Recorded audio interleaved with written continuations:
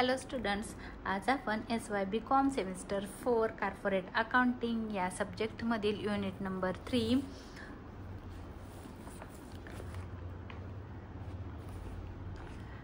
Number 3 आहे accounting of liquidation of company. तर लिक्विडेशनचा हा लेसन आहे. याच्या अगोदरच्या व्हिडिओमध्ये मी तुम्हाला ऑर्डर ऑफ पेमेंट शिकवलेली आहे. तर कंपनी आपल्याला बंद करायची आहे, त्याच्यामध्ये तुम्हाला काय करायचं आहे, लायबिलिटी पेड करायची आहे. मग लायबिलिटी पेड करण्यासाठी आपल्याकडे पैसे पाहिजेत. मग आपण काय करणार आहोत, ही जी आपली ॲसेट असते ही ॲसेट विकणार आहोत आणि ॲसेट विकून जे पैसे येणार आहेत त्याच्यातून आपण ही जी लायबिलिटी आहे हे आपल्याला पेड करायची आहे. पण ही लायबिलिटी अशी ॲज इट इज पे नाही करायची, तर तुम्हाला मी पे ऑर्डर ह्याच्या अगोदरच्या व्हिडिओमध्ये सांगितलेली आहे, ती बघा. आणि ती पे ऑर्डर तुम्ही लर्न करायची आहे, कारण तसंच तुम्हाला पेमेंट करायचं आहे, कोणालाही पैसे कधीही द्यायचे नाही. तर ती जी पेमेंट ऑर्डर आहे त्या पेमेंट ऑर्डरनुसारच तुम्हाला आन्सरमध्ये एका पैसे देत जायचं आहे. तर याच्यामध्ये त्यांनी काय सांगितलेलं आहे बघा, bad luck limited Bikaner went into voluntary liquidations as on 31st March 2020. म्हणजे एक बॅड लक लिमिटेड बिकानेर ही एक कंपनी आहे, त्यानं वॉलंटरी लिक्विडेशन घेतलेला आहे. म्हणजे कंपनी बंद करण्याचा त्यांनी निर्णय घेतलेला आहे. कधी घेतला निर्णय, तर 31 मार्च 2020ला. आणि सांगितलेलं आहे the balance sheet as on that date is as follows. आणि त्यांची बॅलन्स शीट जी होती ती तुम्हाला खाली दिली आहे. तर इथं सांगितलेलं आहे balance sheet as on 31 March 2020. तर इथं लायबिलिटीज तुम्हाला दिलेली आहे. लायबिलिटीजमध्ये सांगितलेलं आहे शेअर कॅपिटल आहे 15,000, preference shares of ₹10 each fully paid up. नीट रीड करायचं आहे.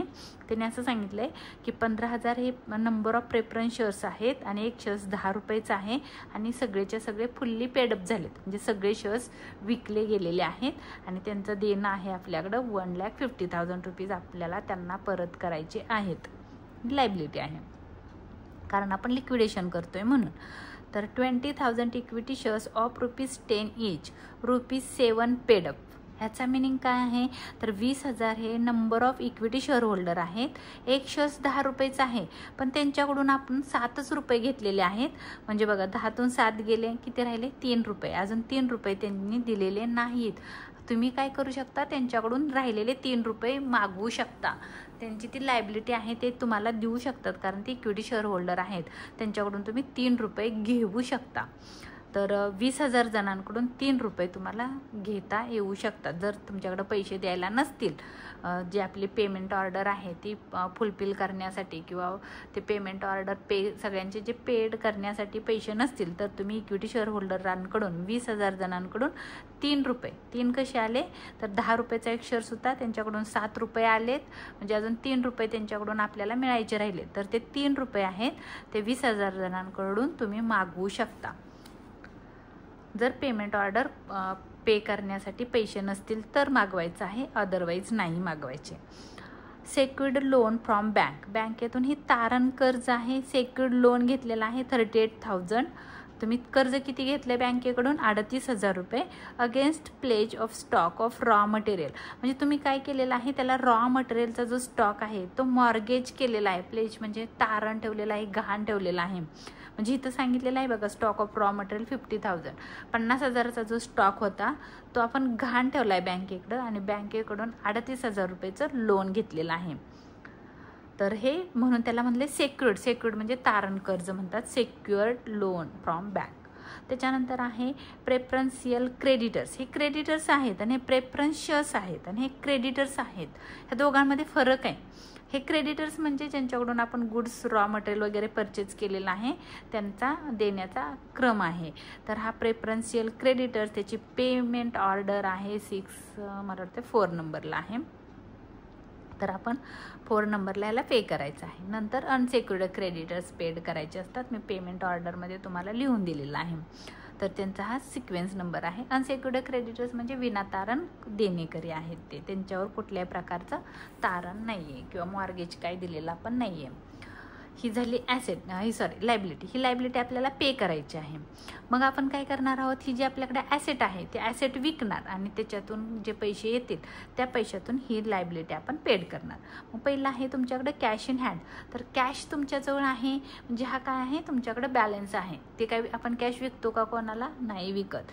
तर मग ते आपण कॅश आपल्याजवळ आहे, 10,000 रुपये तुम्ही देऊ शकता. Stock of raw material. Stock of raw material 50,000 होतं, पण इथं नीट लक्षात ठेवा, इथं काय केलेलं आहे, स्टॉक ऑफ रॉ मटेरियल तुम्ही तारण ठेवलेलं आहे, बँकेत गहाण ठेवलेलं आहे आणि बँकेकडून 38,000चं लोन घेतलेलं आहे. आणि मटेरियलची तुमच्या किंमत होती 50,000. 50,000 रुपयेचा स्टॉक गहाण ठेवला आणि 38,000 रुपये लोन घेतलेला आहे. ही गोष्ट मात्र तुम्ही चांगली लक्षात ठेवा, विसरू नका.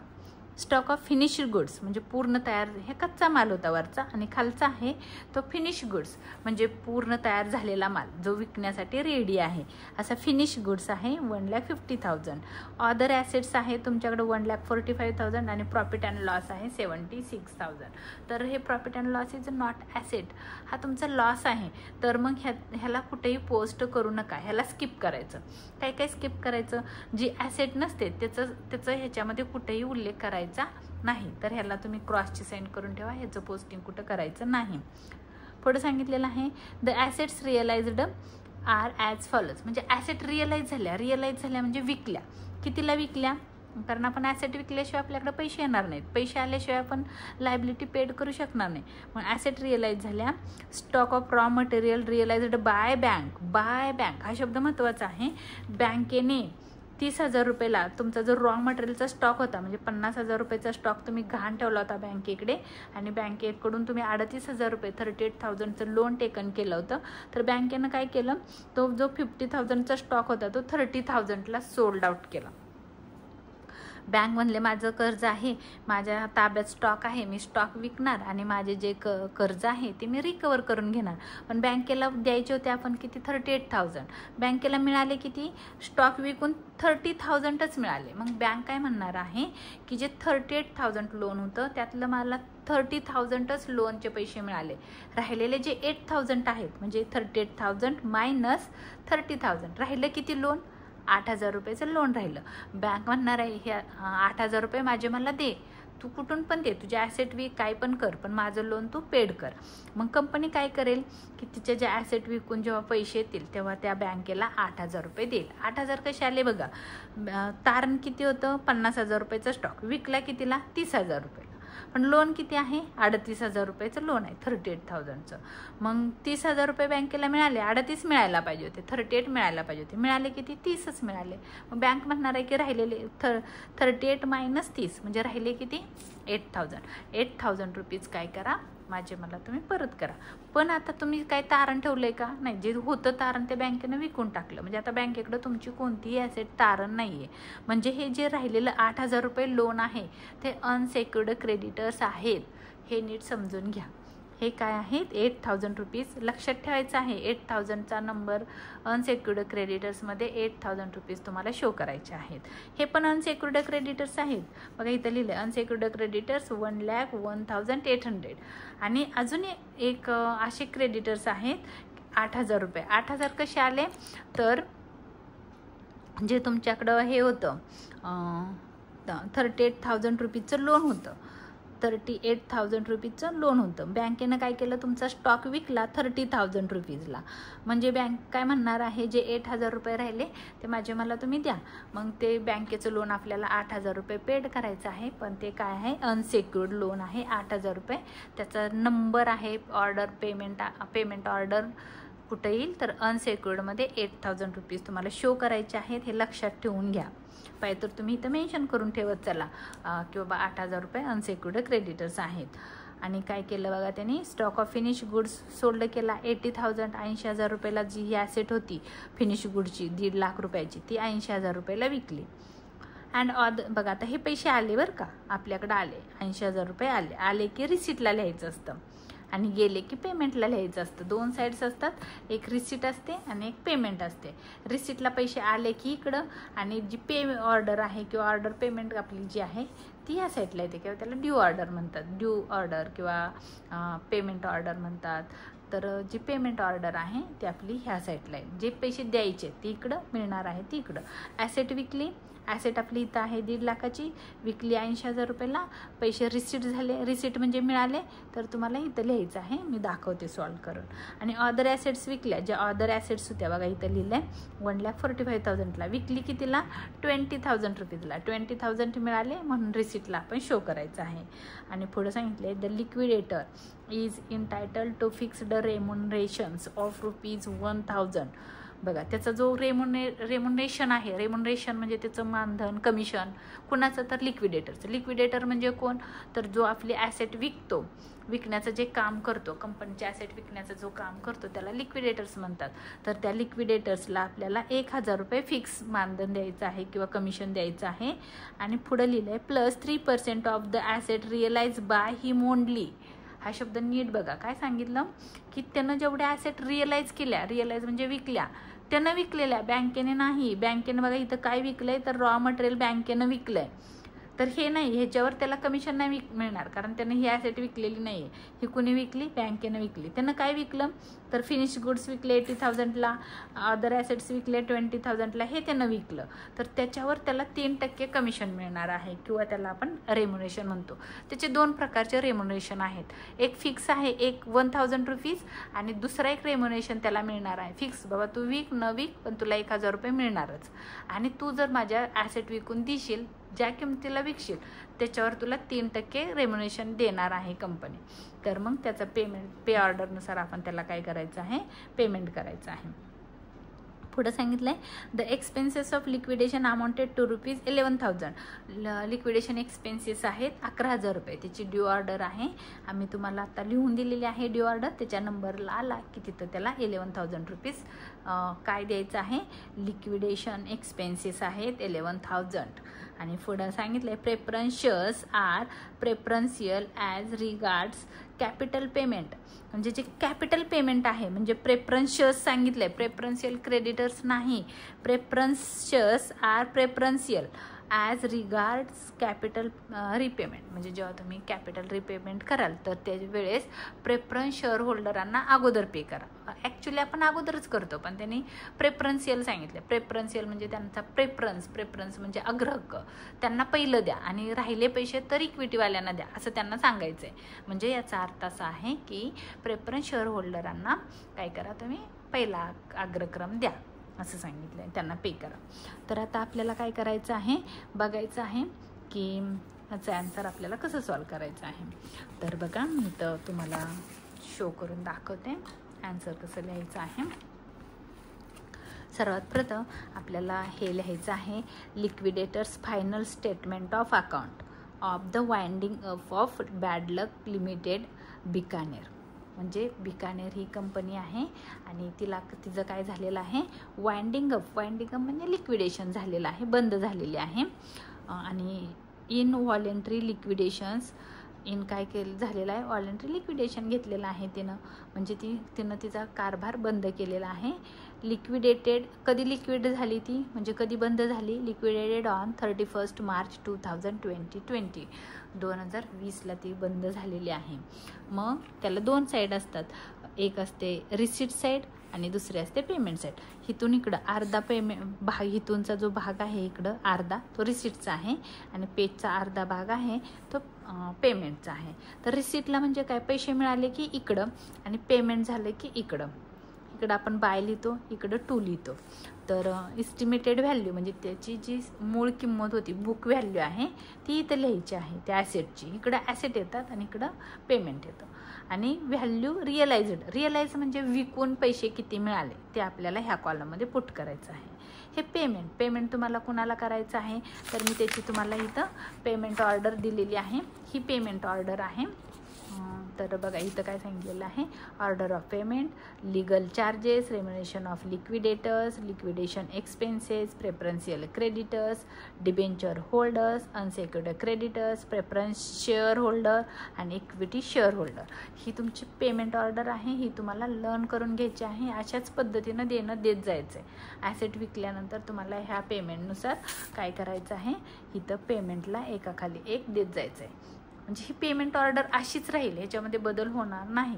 एखादी गोष्ट ह्याच्यातली नसेल तर मग तिथला नंबर खालीवर होऊ शकतो. नंबर आपल्याला द्यायचा नाही, पण असं नाही होणार की अगोदर प्रेफरन्स शेअर होल्डरांना दिले, कधी डिबेंचरवाल्यांना दिले, मनात येईल तसं आपण द्यायचं नाही. तर त्यांच्या पे ऑर्डरनुसार, ह्या ज्या ऑर्डरनुसार आपल्याला काय करायचं आहे, पेमेंट करायचं आहे. तर मग आपण बघा आता काय करायचं आहे. सर्वात प्रथम सुरुवात कुठून करायची, पहिलं नाव वगैरे व्यवस्थित लिहा, कारण इथं बरोबर व्यवस्थित लिहायचं. Liquidators of final statement of accounts of the winding up of bad luck limited. सरावाने तुमच्या होऊन जाईल हे नाव. लर्न तर नुसतं जरी वर लिहिलं liquidation final statement of account, जिथं सांगितलेलं असतं show the liquidators final statement of account, पण शक्यतो नाव द्यावं कुठल्या पण अकाउंटला व्यवस्थित. नावमध्येच तुम्हाला काय समजलं काय नाही ते समजतं.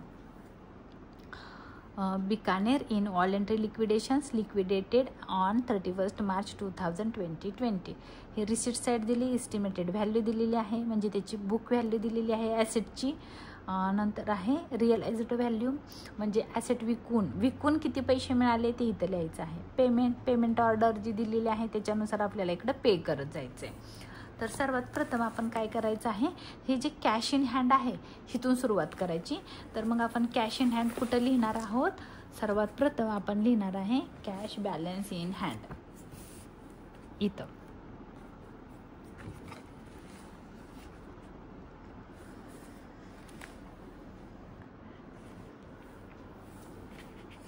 टू टाकायचं आहे इथं.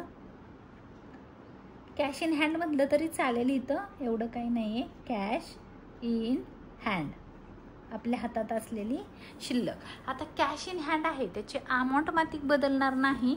जेवढी तुम्हाला इथं दिलेली आहे 10,000, तर तीच 10,000 तुमच्या एस्टिमेटेड व्हॅल्यूमध्ये पण राहील आणि रिअलाइज्ड व्हॅल्यूमध्ये पण राहील.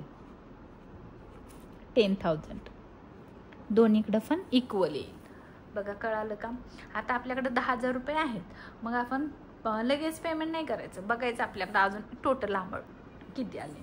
तर त्याच्यानंतर बघायचं इथं क्वेश्चनमध्ये जायचं, डायरेक्ट म्हणजे ॲडजस्टमेंटमध्ये जायचं, बघायचं स्टॉक ऑफ रॉ मटेरियल आहे, बँकेनं विकलेलं आहे 30,000 रुपीजला, बट ते अनसेक्युर्ड लोनमध्ये येतं, त्याला थोडंसं बाजूला ठेवा.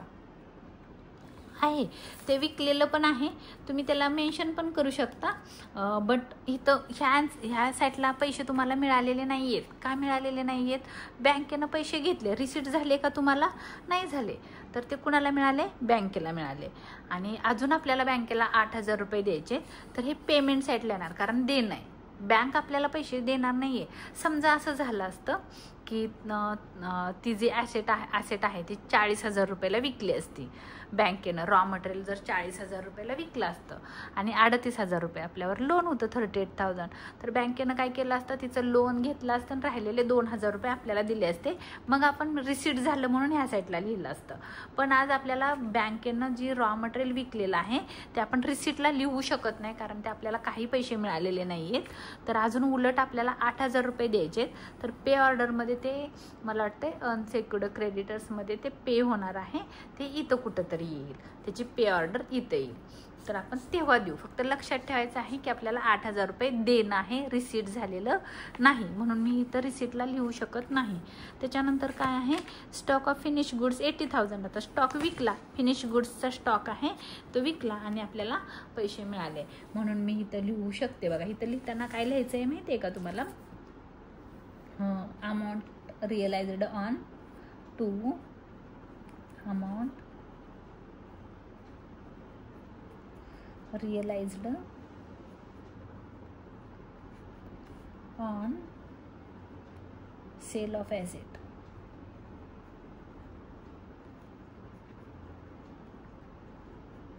सेल ऑफ ॲसेट तुम्ही नुसतं लिहिलं ना अमाऊंट रिअलाइज तरी चालेल, एवढं काही प्रॉब्लेम नाही येते. बट तुम्हाला चांगली सवय लागण्यासाठी तुम्ही असं लिहू शकता, amount realised on sale of asset. Asset विकून जे अमाऊंट रिअलाइज झाली किंवा जे मिळाले पैसे ते आपण इथं लिहिणार आहे.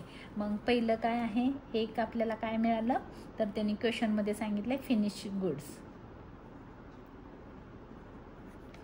Finished goods. आता फिनिश्ड गुड्स बघताना बघायचं आहे, फिनिश गुड्सची जी व्हॅल्यू आहे ते बुक व्हॅल्यू होती 1,50,000. किती आहे बघा, 1,50,000. तर तुम्ही इथं लिहायचं आहे एस्टिमेटेड व्हॅल्यूमध्ये, त्याची व्हॅल्यू होती 1,50,000. विकलं कितीला, रिअलाइज कितीला झालं इथं सांगितलं बघा, आणि वर लिहिले पण इथं रिअलाइज्ड, त्यामुळे तुम्हाला कळेल ही रिअलाइज्ड व्हॅल्यू आहे. कितीला विकलं, 80,000ला. तर तुम्ही इथं लिहू शकता 80,000 रुपीज. कितीला विकला फिनिश गुड्स, 80,000 रुपीजला. त्याच्यानंतर आहे अदर ॲसेट्स. आपल्याला इथं क्वेश्चनमध्ये सांगितलं आहे अँड अदर ॲसेट्स रुपीज 20,000. म्हणजे अदर ॲसेट आहे 2 नंबरला.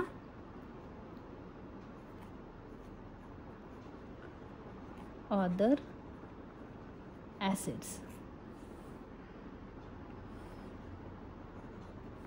Finished goods, other asset. Other ॲसेटची जी व्हॅल्यू होती, अदर ॲसेटची व्हॅल्यू किती होती बघा, 1,45,000. इथं आहे बुकमध्ये 1,45,000 त्याची बुक व्हॅल्यू होती, म्हणजे एस्टिमेटेड व्हॅल्यू होती 1,45,000. ती विकली कितीला त्यांनी, तिथे क्वेश्चनमध्ये सांगितलं 20,000 रुपीजला. म्हणजे ती रिअलाइज्ड व्हॅल्यू आहे 20,000. आणि त्याच्यानंतर पुढं दिलं आहे, असं नाही लिहिलं इथं, काय केलं की 2च ॲसेट होते बघा आपल्याकडं, 1, 2 आणि 3. बट हे रॉ मटेरियलचा जो स्टॉक आहे तो आपण मॉर्गेज केलेला आहे आणि ती बँकेनं विकलं. फिनिश गुड्स लिक्विडेटरनं विकलं. अदर ॲसेट्स लिक्विडेटरनं विकले. प्रॉफिट अँड लॉस आपण कुठेही मेन्शन करत नाही, कॅश इन हँड घेतलं म्हणजे आपल्याकडं राहिलं की ती 2च ॲसेट. 2 ॲसेट विकल्या आणि एवढे पैसे आपल्याला आले. आता आपल्याला काय करायचं आहे, पेमेंट करायचं आहे. आपल्याकडे पैसे संपलेले आहेत, एवढेच पैसे आपल्याला मिळाले. आपल्याकडे 10,000 रुपये होते, 80,000 रुपये फिनिश गुड्सचे आहेत आणि 20,000 रुपीज अदर ॲसेटचे आहेत. आता आपली payment order.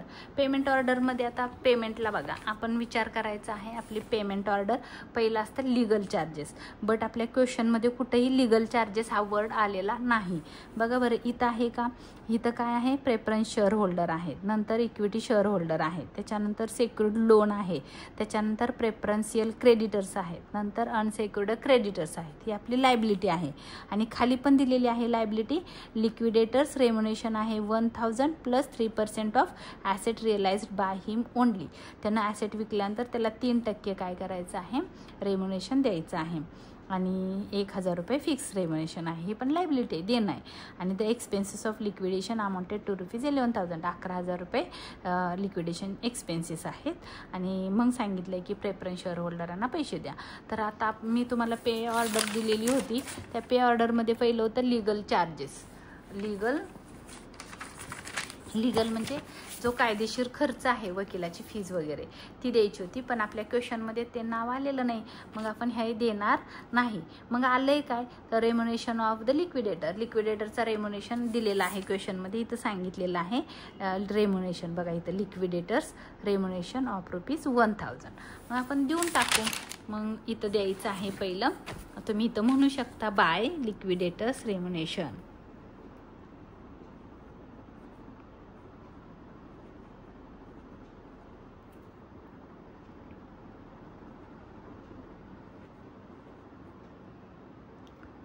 Liquidators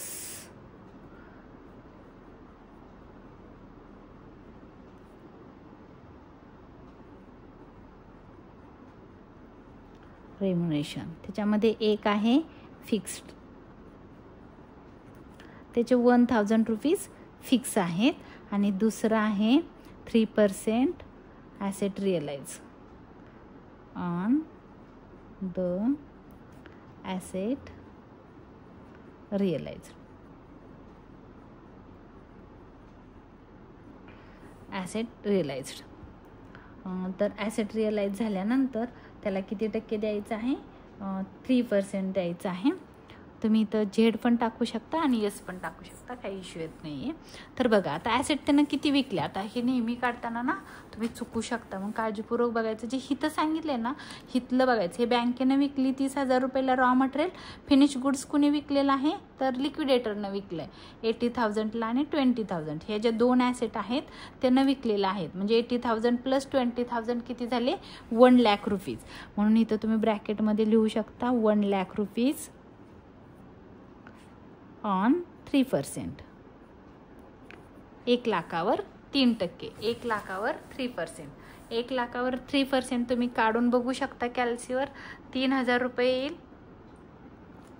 1 lakh rupees into 3%, 3,000 rupees त्याचं काय आलं, रेम्युनेशन आलं.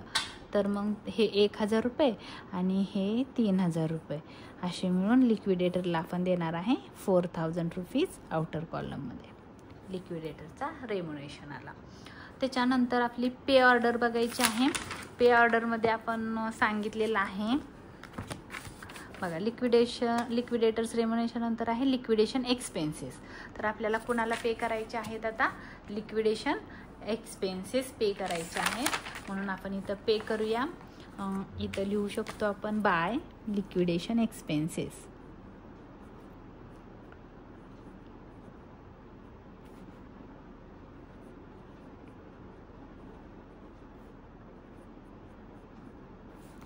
$11,000. आता तुम्ही म्हणाले हे कुठं आहे, तर आपल्या क्वेश्चनमध्ये इथं दिलं आहे बघा, liquidation amount, the expenses of liquidation amounted to ₹11,000. म्हणून मी काय केलं, पे ऑर्डर आपली होती तसं आपण पे करत जातोय. त्याला दिले 11,000. आता परत बघा तुमची कुठली आहे ऑर्डर, लिक्विडेशन एक्सपेन्सेस नंतर लिहिले प्रेफरन्शियल क्रेडिटर्स. कोण आहे लिक्विडेशन एक्सपेन्सेस नंतर, प्रेफरन्शियल क्रेडिटर्स. तर आता क्वेश्चनमध्ये बघा प्रेफरन्शियल क्रेडिटर्स कुठं आहेत, इथं आहेत प्रेफरन्शियल क्रेडिटर्स. किती आहेत, 1,200. देऊन टाका त्याला. त्याच्यानंतर आहे बाय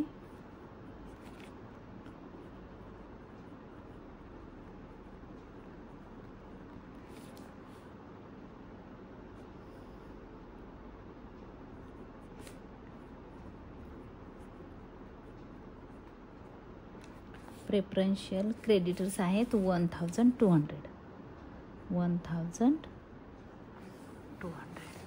समजतंय का बघा, 1,200. त्याच्यानंतर बघा परत पेमेंट ऑर्डर कोणाची आहे तुमच्या इथं, प्रेफरन्शियल क्रेडिटर झाल्यानंतर डिबेंचर होल्डर.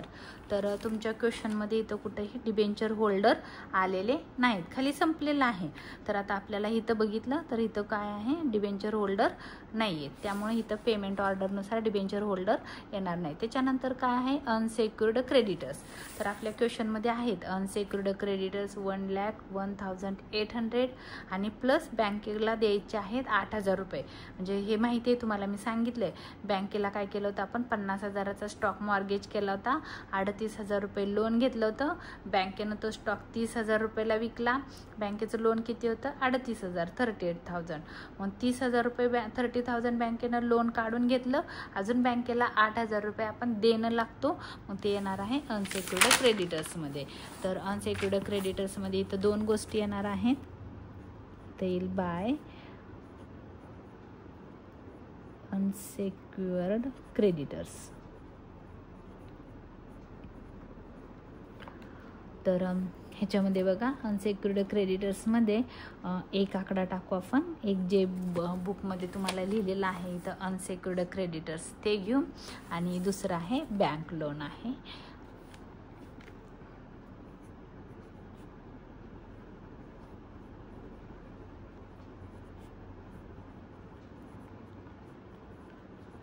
किती अमाऊंट आहे इथं बघू शकता तुम्ही, 1,01,800.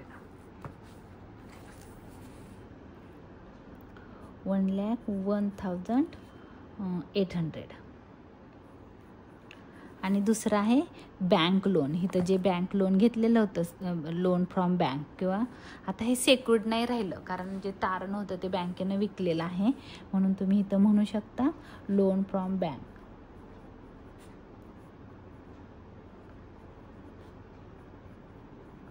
किती आहे, 8,000. 8,000 कसे आले कळालं का बघा, हे 30,000च बँकेनं रिकवर झालेले आहेत. 38 मिळायला पाहिजे होते, पण बँकेला 30,000 लोन मिळालेलं आहे. लोनचे पैसे 8,000 रुपये अजून मिळणार, द्यायचे आहेत आपल्याला. आपण किती देणार मग, 8,000.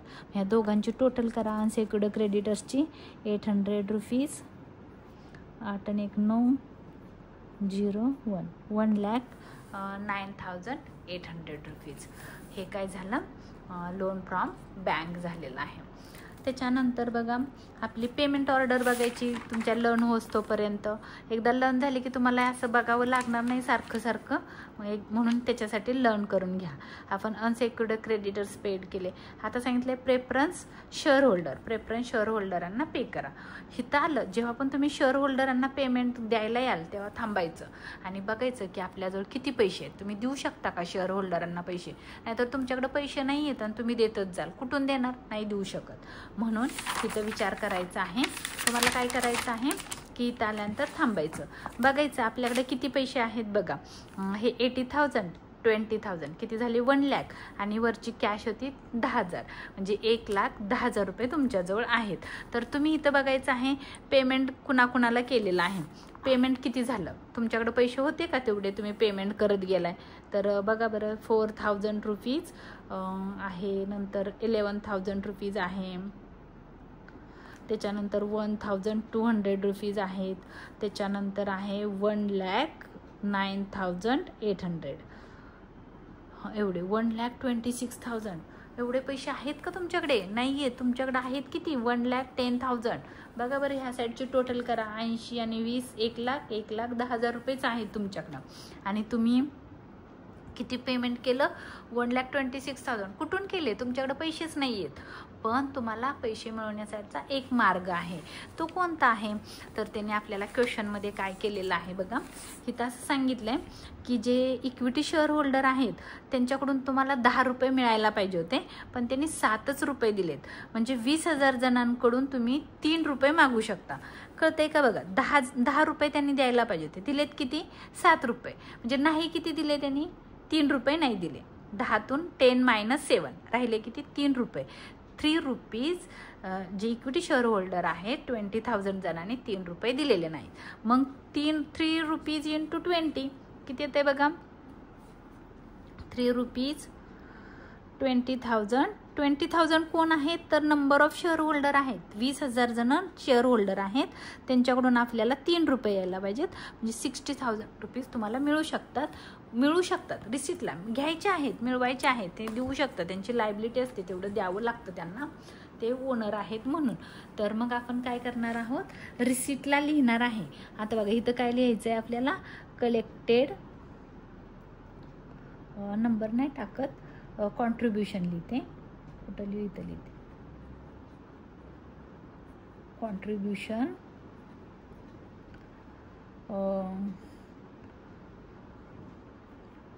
From equity share holder.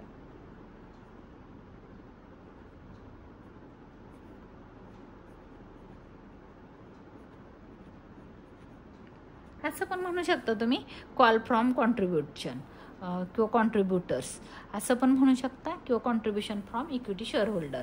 तर मग काय केलं आपण ते इथं लिहूया 20,000 20,000 इक्विटी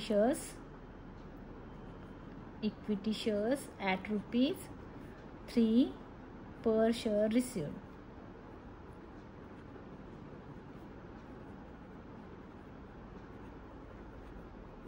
म्हणजे 20,000 इंटू 3 किती आले 60,000. म्हणजे आपल्याला किती अमाऊंट रिकवर झाली त्यांच्याकडून शेअर होल्डरांकडून 60,000 अमाऊंट रिकवर झाली. हा पॉईंट खूप महत्त्वाचा आहे. 60,000 रुपये आपण काय केले त्यांच्याकडून रिकवर केले. मग आता आपल्याकडे अमाऊंट किती झाली बघू शकता तुम्ही. एकूण अमाऊंट झाली बघा 1,10,000 होती आणि 60 1,70,000 रुपये झाली. आणि आपण पेमेंट किती केलेलं होतं, एक मिनिट, पेमेंट केलेलं होतं मला वाटतं 1,26,000 रुपये आपण पेमेंट केलेलं होतं.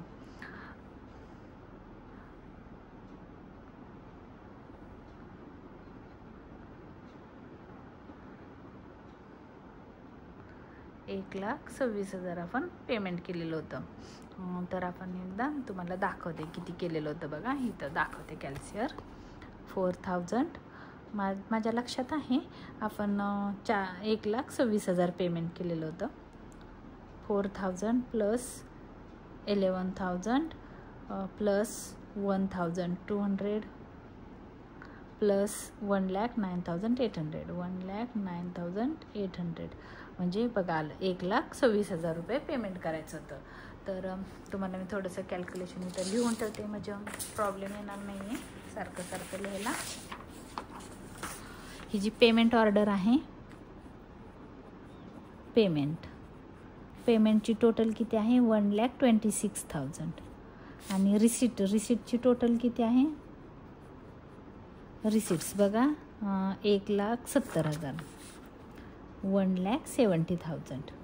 आता आपण बघा आपल्याला मिळाले किती 1,70,000, पेमेंट किती केलं 1,26,000 करू शकलो. जे राहिलेले पैसे आहेत ते त्यांनी सांगितले क्वेश्चनमध्ये की काय करा, जे प्रेफरन्स शेअर होल्डर्स आहेत इथं सांगितले preference shares are preferential as regards capital repayment म्हणजे जे प्रेफरन्शियल क्रेडिटर्स आहेत त्यांना 1.5 लाख द्यायचे होते. जे पण तुमच्याजवळ असतील ते पैसे तुम्ही कुणाला देऊ शकता, प्रेफरन्स शेअर होल्डरांना देऊ शकता. म्हणजे शेवटची जी पेमेंट ऑर्डर आहे ती शेवटचे 2 पेमेंट ऑर्डर आहेत.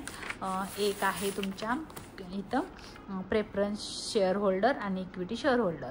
बट इक्विटी शेअर होल्डरांना आपण पैसे देऊ शकत नाही कारण आपल्याजवळ तेवढे पैसे नाही आहेत. तुम्ही विचार करा आपल्याला द्यायचे आहेत किती लिक्विडेट बघा 1.5 लाख रुपये कुणाला, प्रेफरन्स शेअर होल्डरांना. आणि आपल्याकडे आहेत किती बघा बरं, मायनस केलं तर पैसे किती राहतात सगळे पेमेंट करून 1,70,000 रिसिप्ट म्हणजे तुमच्याजवळ आहेत. त्यातून तुम्ही 1,26,000 रुपये देऊन टाकले, अदर्स देणं होतं ते दिले. त्याच्यानंतर किती राहिले बघा 44,000 रुपीजचाच बॅलन्स राहिला तुमच्याजवळ. एवढेच पैसे तुम्ही कुणाला देऊ शकता, प्रेफरन्स शेअर होल्डरांना देऊ शकता. किती देऊ शकता नीट बघा 44,000, कारण तेवढेच पैसे तुमच्याजवळ शिल्लक आहेत. शिल्लक पैसे किती आहेत 1,70,000. पेमेंट किती केलं, हे रिसीट होतं, रिसीट आणि हे पेमेंट किती केलं 1,26,000. म्हणजे जे तुमच्या इथं बघा पेमेंटला पण किती केलं 1,26,000 आणि रिसीट किती झाले 1,70,000. जे राहिलेला जो बॅलन्स आहे 44,000 हे तुम्हाला कुणाला द्यायचे आहेत, तर प्रेफरन्स शेअर होल्डरांना. म्हणून तुम्ही इथं लिहू शकता बाय प्रेफरन्स शेअर होल्डर.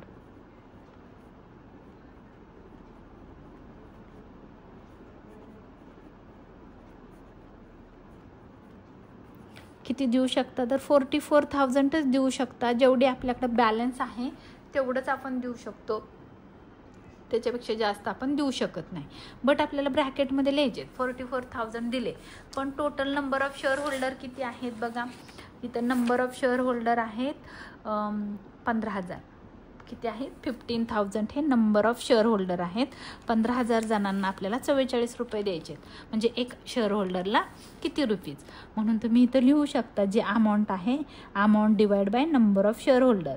म्हणजे अमाऊंट होती 44,000 divide by number of share holder. Number of share holder इथं आहेत 15,000 divide by 15,000 is equal to, हे ब्रॅकेटमध्ये लिहायचं आहे.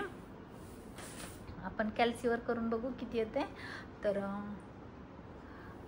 44,000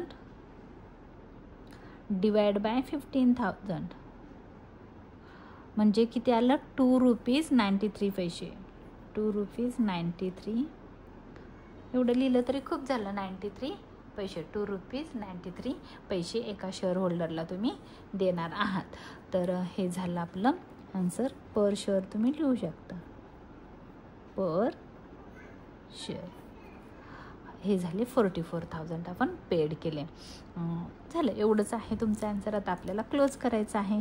तर क्लोज करताना आपल्याकडं अमाऊंट दोन्हीकडं इक्वल झालं पाहिजे, कारण आता जर ह्याची जरी टोटल केली तरी तुम्हाला तेवढीच येणार आहे आणि ह्या साईडची पण टोटल तेवढीच येणार आहे. म्हणजे 1,70,000 टोटल करायचे आहे 1,70,000.